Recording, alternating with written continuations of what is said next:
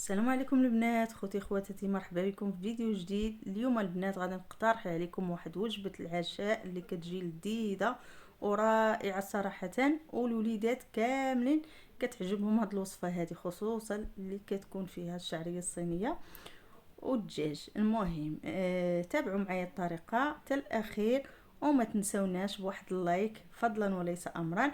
اول حاجه غادي نبداو بها هي غادي نشدوا البطاطا ديالنا، غادي نقردوها دواور، وغادي نديروا عليها واحد شويه ديال الزيت مليحه، وغادي نفرشوها في الفران كلها.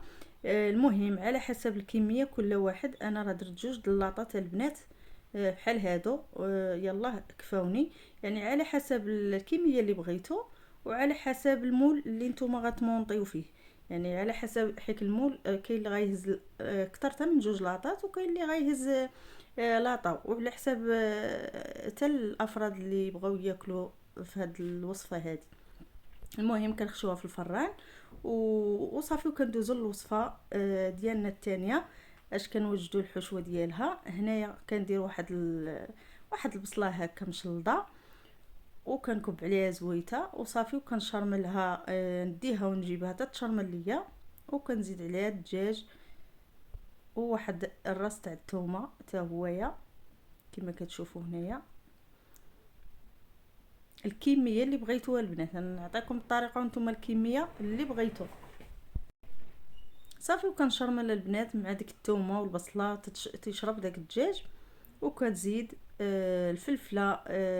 هنا الفلفلات اللي بغيتو، يعني اللي عندكم حمراء خضراء صفراء، اللي عندكم البنات المتوفر عندكم ديروه، راه كيجي رائع الصراحه. شكون اللي كيطوط برا. المهم هنايا البنات كما كتشوفوا غادي ندير التوابل ديالي. الملحه عندي هنايا، غادي ندير الملحه على حسب الذوق، وغادي ندير الابزار، توابل عاديين البنات. هنا الخرقوم وشكينجبير بطبيعه الحال، وشويه ديال التحميره يعني البابريكا تعطينا واحد شويه د اللون صافي. وكندير وكنحركهم كاملين، واللي كيبغي الحار يعني يضيفوا البنات. انا راه ما ضفتش الحار، عندي واحد البنت راه ما كتاكلش الحار وعزيزه عليها هاد الوصفه، لهذا كنحيد الحار. هنا البنات غادي نضيف ربيع قزبر ومعدنوس، وشويه ديال الحامض مصير، كيجيبو تا هو لذيذ صراحه، كتجيب الوصفه محمضه وزوينه صافي. وكنخليهم البنات يطيبوا، كنغلق عليهم ونخليهم يطيبوا طيب الدجاج ديالنا. ومن بعد البنات تنضيفوا الشعريه الصينيه بعد ما درناها في الماء سخون تطلقات لينا كما كتشوفوا. وكتقطعوها بشي موس، ولا تقطعوها بشي هكا مقص ديال الكوزينه صافي. وكتديوها حتى هي وتجيبوها في هذه الحشوه هذه، تشرب داك اليدام ويشرب داك العطريه كامله. تبقاو تقلبوا فيها هكا، ما تخليوهاش البنات تحرق. المهم ملي كتشرب وتوقف عندنا صافي، كنطفيو عليها البوطه، ومباشره تكونوا وجدتوا البطاطا ديالكم وكل شيء. هنايا غادي تنوريكم، هنا عندي غير المول، وعندي كما قلت لكم هاد المول راه محتفظه به غير هكا البنات. المهم درتو في المقله، دوك المقلات اللي كيكونوا غلاضين راكم عارفينها، كل دار عنده فحال هاد المقالي هادو. وصافي كنفرش ليها ورق الطبخ صافي، وكنبدا ما كيخرج من جناب ما والو، ولا خرج غير خرج واحد الكميه بسيطه، يعني ما غاديش تخسر لكم شي حاجه. صافي كنفرش البطاطا عندي عشوائيه، يعني نفرشها كيتدرق عندي هاد الورق هذا. مهم كاع البطاطا ديالكم، غير هي ما تحمروش البطاطا مزيان في حالي، لهفها شويه الفران ماشي مشكل، ولكن راه جات لذيذه. واخا حمارت يعني نتوما ما تحمروهاش مزيان باش هكا تجيكم هكا اللي ما كيبغيوش داك المذاق ديال المروريه ديال البطاطا محروقه هكاك. هي راه محمره ما محروقهاش، غير هي كاين اللي ما كيتعجبوش ديك داك المذاق ديالها هكاك. المهم فرشتها هكا الطبقه الاولى، وغادي ندير ديك الحشوه اللي انا وجدت غادي نديرها كلها كما كتشوفوا مباشره. كتخدموا بها سخونه البنات، يعني عادي راه ما يعني ما كيتغير فيها حتى حاجه، يعني خدموا بها مباشره. تكونوا وجدتوا البطاطا هي الاولى وصافي وخدموا بالحشوه مباشره. صافي كنفرش كل هذيك الحشوه اللي انا وجدت، كنديرها كامله البنات وكنقادها في الجوانب كامله ونضغط عليها صافي. وكنجيب البطاطا اللي عندي الثانيه باش ندير طبقه ثالثه ديال البطاطا، يعني البطاطا في الاول وكندير الحشوه، وكتجي الطبقه الاخرى ديال البطاطا، يعني من الفوق ومن تحت بطاطا ومن الداخل كتكون هاد الحشوه كما كتشوفوا معايا هنايا. كندير الطبقه هذه ديال البطاطا باش نسد هاد الحشوه هذه صافي. وكنجيو كنديروا الطبقه الاخيره المهم غادي نديروا هاد سميتو.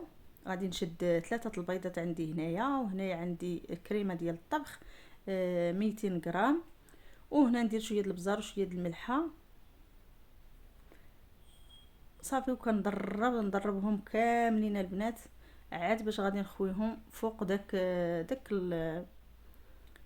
الشيء اللي وجدنا في المول. الصراحه ما نعاودش لكم البنات كيفاش كيجي. المهم انا تنكب فيه، غادي نكبوه في الجوانب كامل وفي الوسط وكل شيء البنات. وزعوه على كل بلاصه خاصها توزع فوقها صافي. وكندخلوها للفران دغيا البنات كتوجد. هنا كنضيف الفرماج، يعني الفرماج اللي عنده البنات الفرماج يستعملوا، اللي ما عندوش يكتفي غير بالبيض هكاك صافي. هنا ضفت الفرماج كما كتشوفوا كميه نيت.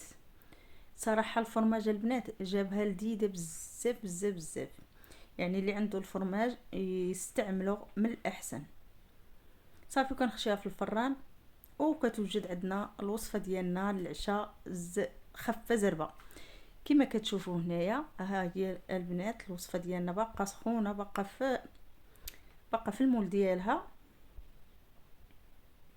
صافي. غادي نحاول نبغي نحيدها من بلاصتها حيت وقت انا الصراحه درتها للغدا، ما درتهاش للعشاء، درتها غير للبنات الغدا.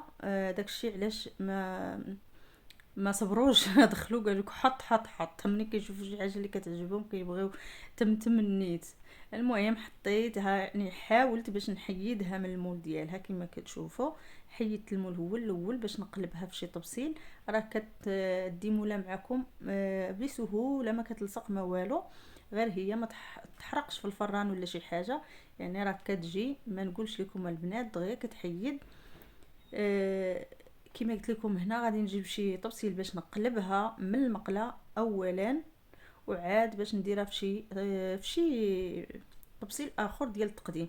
انا وريتكم هكا الطريقه ديال القليب ديالها وكل شيء باش هكا حتى اللي بغى يعدو في اللي بغى شي فكره باش يقلبها كيفاش وهذه ما يترددش ما تجيش الصعوبه. لهذا انا وقلبتها في هذيك اللوحه ديال الكوزينه كما كتشوفوا اللي كنشق عليها باش هكا تجيني سهله. هنا راه كنوريكم غادي نضرب هذا الشيء اللي طاح ليا وعاد باش نرجع نكمل معاكم حيت ما نقدرش نحط اللوحه فوقها. وهانتوما كتشوفوا غادي نوريكم الشكل ديالها كيفاش يجي. غادي نقلبها في الطبق بعد التقديم عاد باش نوريكم الشكل ديالها كيفاش كيجي. شوفوا من التحت البنات كيفاش تجي محمره وما يعني ما كتشتت ما والو، ما تخافوش عليها البنات. وهنا كان نقلبها هكا في مره ثانيه في طبق التقديم اللي غنقدموا فيه. وهاتوما كتشوفوا البنات بغيتوا تزيدوا مع شي اضافات زيدوهم، يعني من الجناب بغيتوا تزيدوا هكا الخص هكا كتزين شي حاجه كتزين لكم الاختيار. انا خليتها هكا مباشره قطعت البنات باش يتغداو.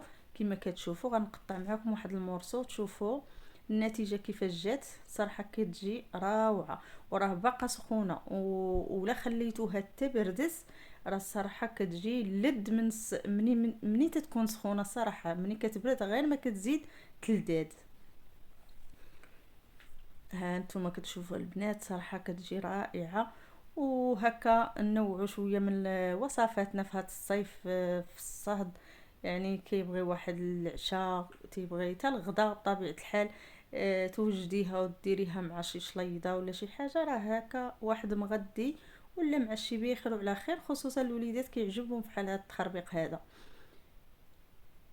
ايوا صافي البنات، تنقطع معكم الطريب باش تشوفوا النتيجه ديالها كيفاش كتجي وكيفاش كتجي متماسكه. واللذه راه ما نعاود لكمش عليها، يعني جربوا وحكموا. واللي وصل معنا حتى لهنا ما ينساناش بواحد اللايك، كتنساو ليا اللايك البنات.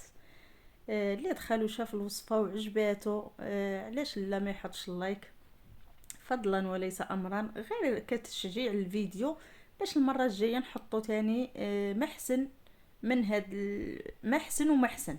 يعني تحطي افكار كاع اللي عندنا نحطوها، ولكن البنات ملي ما كيكونش اللايك وما الفيديو كتكون فيه المشاهده ولكن اللايك لا. يعني اللايك ملي كيتحط راه فحال تيقول لك واحد راه الوصفه زوينه، وكيزيد يطلع الفيديو هكا باش تيتقترح الفيديو كيشوفوه الناس بزاف، وتيستافدوا الناس من الفيديو. ايوا هادشي اللي كاين البنات، نتمنى يعجبكم الفيديو نال الاعجاب ديالكم. والوصفه هي هذه، وغادي نقطع معكم وتشوفوا كيفاش كتجي متماسكه، وصراحه كتجي لذيذه ما نعاودش لكم. غير جربوها البنات، واللي جرباتها ما تنساش ترجع وتكتب لي راه جات لذيذه وغزاله. واللايك بطبيعه الحال ما تنساوش باش ينتشر الفيديو للناس بزاف يشوفوه. وشكرا لكم، وشكرا للناس اللي دخلوا جدادين، مرحبا بهم والف مرحبا. وهذه هي الوصفه ديال اليوم، تنتمنى تعجبكم وتنال الاعجاب ديالكم. وبطبيعه الحال قبل ما نودعكم غادي نشارك معكم، غندوق معكم واحد المعالقه باش تشوفوا التماسك ديالها كيفاش جا. شوفوا كيفاش تيجي البنات. وصلنا لنهاية الفيديو، الى فيديو قادم ان شاء الله بشي وصفة جديدة، والى اللقاء، فرجة ممتعة.